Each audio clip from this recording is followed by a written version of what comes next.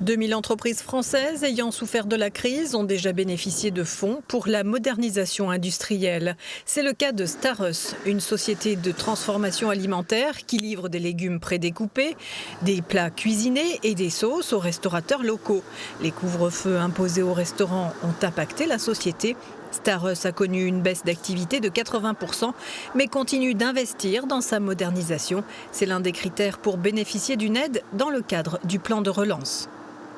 On a été éligible au plan de relance parce qu'on a développé une unité qui est quasi industrielle, qui nécessitait des gros investissements et qui permettait surtout de réaliser en local toutes les transformations de produits qui autrefois pouvaient être importés.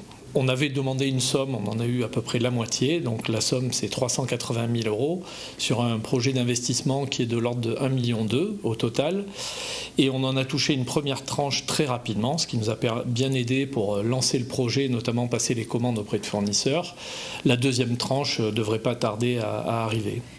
L'aide du plan de relance participe au financement d'équipements de pointe qui permettent à l'entreprise de se développer. Nous venons de recevoir le container hier matin.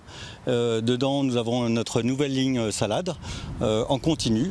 Donc lavage, désinfection, essorage, mise en poche. La ligne salade, c'est une machine, hein ? Oui, c'est une machine industrielle d'une valeur de 213 000 € qui fait partie de notre investissement de plan de relance. La subvention du plan de relance a également cofinancé cette nouvelle thermoformeuse qui permet de mettre en barquette les plats cuisinés ou encore cette nouvelle unité de cuisson des crevettes, des outils plus performants qui ne supprimeront pas les emplois et la main-d'œuvre, promet la direction. Non, pas du tout. Au contraire, on va certainement augmenter notre masse salariale parce qu'on a plein de projets avec cette cuisine centrale. Auparavant, on était en manuel, donc on conditionnait à peu près une centaine de kilos par jour.